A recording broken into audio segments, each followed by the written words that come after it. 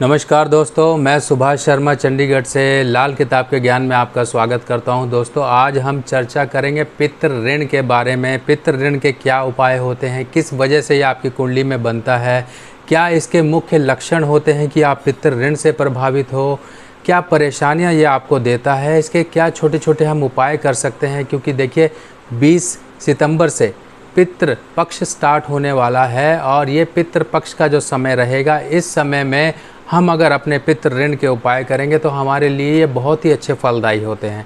हमें क्या उपाय करने हैं? हमें सबसे पहले ओवरऑल कुंडली को समझना है कि हमारी कुंडली में क्या पितृ ऋण के प्रभाव हैं, क्या पितृ ऋण का असर हमारे जीवन पे आ रहा है। तो हम समझते हैं सबसे पहले कुंडली के अनुसार। तो दोस्तों, सबसे पहले मैं आपको ये बताऊं, कुंडली में 12 खाने हैं और इन 12 खानों में ही पितृ ऋण के लक्षणों का पता लगता है कि हमें यहाँ पर कुछ स्पेसिफिक खाने, जैसे कि खाना नंबर 2, खाना नंबर 5, खाना नंबर 9 और खाना नंबर 12, ये खाने कुंडली में बृहस्पति के खाने माने जाते हैं, बृहस्पति के घर माने जाते हैं। अगर यहाँ पर इन पक्के घरों में कहीं पर भी बृहस्पति के दुश्मन राहु, शुक्र, बुध अगर इन घरों में आ जाते हैं, या फिर गुरु इन घरों में है और साथ में इसके दुश्मन जैसे कि राहु, शुक्र, बुध हैं, तब इस केस में आपकी कुंडली पर पितृ दोष का यानी कि पितृ ऋण का निर्माण हो जाता है। अब इसके साथ साथ अगर मान लीजिए जड़ में दुश्मन है, जड़ में दुश्मन यानी कि खाना नंबर 12 में अगर सूर्य बैठा है और इसकी खाना नंबर 5 में अगर बुध बैठा हुआ है या शुक्र बैठा हुआ है, तब भी यहाँ पर एक जड़ का दुश्मन माना जाता है। कि मान लीजिए खाना नंबर 12 में अगर मंगल ही बैठा हुआ है और खाना नंबर 3 में अगर बुध है, तब भी ये पितृ ऋण की कंडीशन बन जाती है। क्योंकि जो ग्रह यहाँ पर जड़ में बैठा हुआ है उसके फर्दर कोई घर में यहाँ पर उसका दुश्मन बैठा हुआ है जो कि बृहस्पति का दुश्मन है। तब यहाँ पर हमें जड़ें भी चेक करनी है, हमें घरों को भी चेक करना है। बृहस्पति की किस ग्रह के साथ युति है, यानी कि बृहस्पति अपने दुश्मन ग्रह के साथ तो नहीं है। शुक्र, राहु, बुध अगर मान लीजिए बृहस्पति के साथ हैं, तब इस केस में भी पितृ ऋण का प्रभाव पड़ता है। देखिए, कुंडली में ऋणों की बात करें तो सबसे पहले हमें पितृ ऋण को प्रेफरेंस देनी होती है, उसके बाद हम दूसरे ऋणों के बारे में सोचते हैं। क्योंकि ऋण 7 प्रकार के बताए गए हैं, बाकी ऋण और भी हैं, पर मुख्यतः 7 ऋण जो हैं कुंडली के जीवन में हमारे ऊपर परेशानियां क्रिएट करते रहते हैं, जिसके अंदर मातृ ऋण भी आता है, पितृ ऋण भी आता है, जालिमाना ऋण भी आता है, बहुत सारे ऋण हैं। तो उन ऋणों को हम बाद में देखते हैं। सबसे पहले ये देखना है कि क्या पितृ ऋण है हमारी कुंडली में। अगर पितृ ऋण है तो उसके साथ दूसरे ऋण का भी हमें उपाय करना है। कि मान लीजिए पितृ ऋण भी है और साथ में माता का ऋण भी है, तब हमें माता का ऋण का भी उपाय करना है और पितृ ऋण का भी उपाय करना है। तो दोस्तों, 20 सितंबर से शुरू हो रहा है श्राद्ध पक्ष और ये 6 अक्टूबर तक चलेगा। यानी कि 6 अक्टूबर तक इन दिनों में हमें अपने पितरों को याद करना है, पितरों के लिए हमें दान करना है। कई बार क्या होता है कि हमें तिथि पता होती है कि किस तिथि को हमारे ये पितृ जो है स्वर्गवास उनका हुआ था। अब वो तिथि अगर आपको याद है कि इस तिथि को हमारे जो बड़े बुजुर्ग थे वो गए थे, तो हमने उस तिथि को स्पेसिफिकली उस दिन हमें अगर मंदिर में जाके कर सकते हैं तब बहुत बढ़िया। ये क्योंकि हिंदू धर्म जो है मंदिर से संबंध रखता है, या फिर कोई और धर्म के लोग हैं तो वो अपने धर्म स्थान में जाके अपने पितरों के नाम से कपड़ा, अनाज, ये सब चीज़ें जाके दान करें। या फिर आप इन दिनों में अगर मान लीजिए कि आप ये सब नहीं कर पा रहे हैं, तो सिंपल आपने ये करना है कि सिंपल आपको रोज़ के रोज़ यानी कि पितृपक्ष का जो समय है, इस समय के बीच में एक नारियल लेना है। नारियल, सूखा हुआ नारियल जो होता है, ड्राई कोकोनट, उसको ऊपर से काटिए, उसके अंदर आप पंजीरी भरिए और पंजीरी भर के सारा कुछ भर के ये ले जाके आप पीपल के नीचे रख कर आइए और ये पूरे पितृपक्ष के समय में करते रहिए। इससे आपकी नवग्रह की शांति होगी और साथ ही साथ पितरों को भी, क्योंकि इसको खाएंगी चींटियाँ जो कि शनि का कारक हैं, कीड़े मकोड़े ये शनि के कारक हैं। और जो हम पितरों का अगर हम संबंध देखें अपने जीवन में, कार्मिक डेप्थ्स की अगर हम बात करें तो वो शनि से देखे जाते हैं।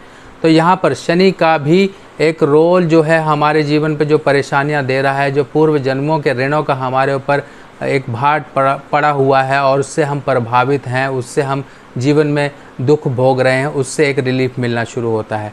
और इसके साथ साथ ऐसे समय में हमें कौवों को हमें कुछ ना कुछ देते रहना है। और इस समय में देखिए, उपाय हर समय का अलग अलग तरीके से होता है, पर ये जो श्राद्ध पक्ष का समय है, इस समय में हमें देना है दूध मलीदा। दूध मलीदा कैसे बनता है, आप नॉर्मली दूध को उबालिए और उसमें कुछ रोटी के टुकड़े डाल दीजिए, कुछ मीठा डाल दीजिए और उसको पकने दीजिए। जैसे हम खीर बनाते हैं चावलों की, उसी तरीके से रोटी के छोटे छोटे टुकड़े डालकर उसको हम उबालेंगे तो ये एक खीर की तरह बन जाएगी और ये मीठी होगी। आपने ये लेकर किसी दोने वगैरह में, किसी पत्तल वगैरह में रख कर बाहर जाके कौवों को देनी है और ये आप ये करते रहिए। इससे भी आपके पितरों की तृप्ति होती है, पितरों तक आपके आशीर्वाद आप तक पहुंचता है, क्योंकि कौवे ही एक ऐसा जीव है जो पितरों से संबंध रखता है और शनि का कारक है। तो ऐसे केस में ये उपाय आपके लिए बहुत ही अच्छा रहेगा। और ये जो समय है, देखिए हर एक चीज़ का एक समय आता है कि मान लीजिए किसी गवर्नमेंट ने कोई कुर्सी संभाली तो वो अपनी पूरी ताकत में होगी, यानी कि ये जो समय आता है, ये समय ही ऐसा है जिस समय में हमारे पितृ भ्रमण करते हैं, हमारे पितृ हमसे मिलते हैं, हमारे पितृ का एक प्रभाव रहता है। हर एक त्यौहार, हर एक समय, हर एक चीज़ की अपनी महत्ता है। तो ये चीज़ें हमें समझनी है कि हमें कौन सा उपाय किस समय में करना है, ये उपाय करते रहिए। अब बात करते हैं मुख्य पितृ ऋण की, जो आप अगर बाद के समय में भी करना चाहें तो बाद के समय में भी करिए। वो ये होता है कि अगर आपकी कुंडली में पितृ ऋण है, पितृ ऋण जैसा कि मैंने आपको बताया, पूरे कॉम्बिनेशन 2, 5, 9, 12 कुंडली के जो खाने हैं, अगर वो ख़राब हैं, बृहस्पति ख़राब है, बृहस्पति की जड़ में कोई शत्रु ग्रह बैठा हुआ है, तब इस केस में एक सिंपल उपाय जो लाल किताब के अनुसार है वो ये है कि आपको अपने खून के रिश्तेदार गिनने हैं। खून के रिश्तेदार अपने पिता साइड के, अपने दादा साइड के, अपने चाचा, ताऊ, इनको सबको गिनिए। अगर ये लोग जीवित हैं तो ठीक है, नहीं जीवित हैं तो इनकी संतानों को गिनिए।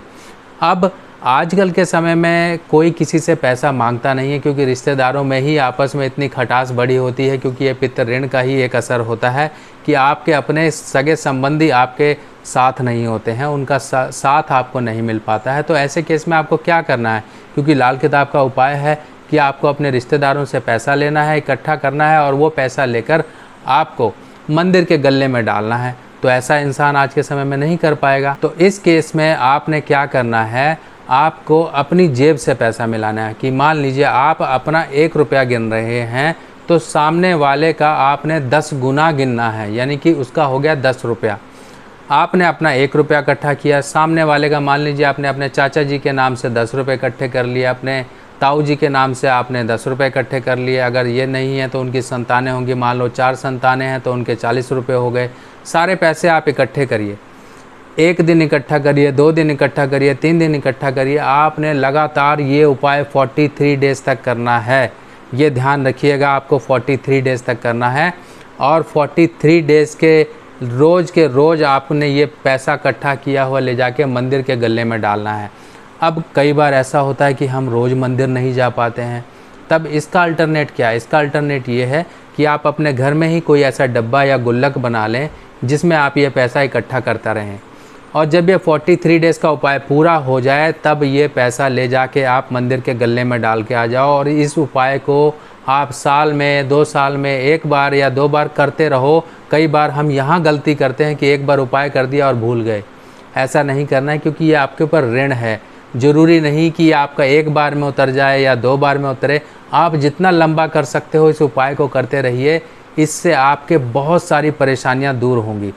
अब कई बार क्या केस आ जाता है कि आप बोलते हैं कि फीमेल्स के केस में कई बार कुछ गैप पड़ता है, तब उस गैप में आपको क्या करना है? या फिर आप ऐसे समय में आ गए हैं कि आप वो पैसा नहीं मंदिर जाके डाल पाए, तब इस केस में क्या करना है? तब उसका उपाय ये है कि आपको कुछ चावल लेने हैं, थोड़े से चावल ले लीजिए, उनको दूध से धोइए और थोड़ा सा उनको सुखा लीजिए। सुखाने के बाद आप सफ़ेद कपड़े में लपेटिए और अपने पास रख लीजिए। अपने पास रख सकते हैं या अपने घर में रख सकते हैं, जहाँ पर आप ज़्यादा रहते हैं वहाँ पर रख सकते हैं।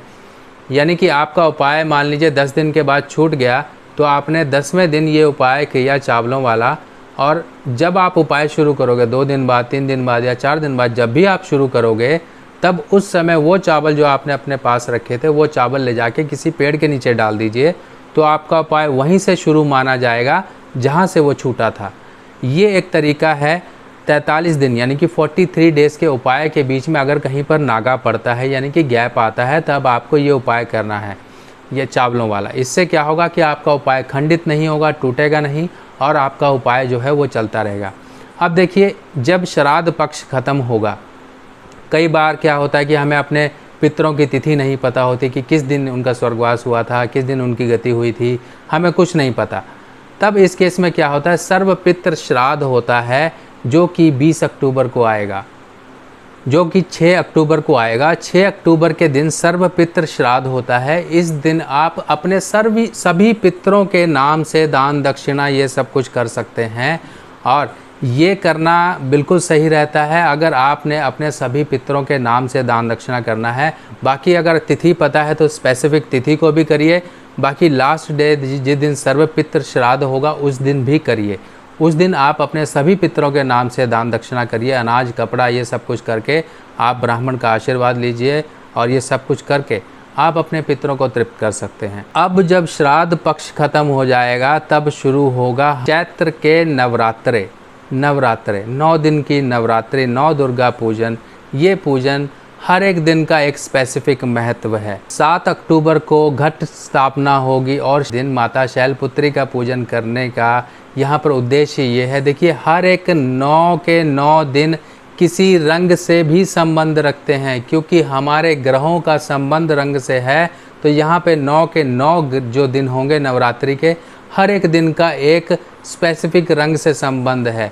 माँ शैलपुत्री की जो हम पूजन करेंगे, इस दिन पीले वस्त्र धारण करने हैं, पीली चीज़ों का दान करिए, गुरु का संबंध है पीले रंग से।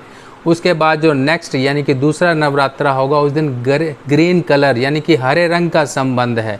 उस दिन आप अपने बुध को सही कर सकते हैं, बुध के उपाय करें, बुध की चीज़ें का दान करें, तो समझ लीजिए कि आपके बुध के यहाँ पर रामबाण उपाय होंगे।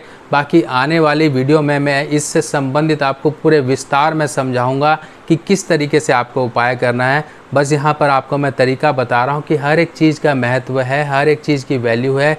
हम समझते नहीं हैं तभी हम अनजान रहते हैं, पर यहाँ पर जो चीज़ है डीप में, वो मैं आपको वीडियो में पूरे विस्तार में समझाऊंगा। आज का वीडियो बनाने का मेरा मेन मकसद ही यही था कि आपको श्राद्ध पक्ष या पितृ ऋण के उपायों के बारे में बताना। तो दोस्तों, नेक्स्ट वीडियो में फिर मिलेंगे, तब तक के लिए अपने सुभाष भाई को आज्ञा दीजिए। नमस्कार।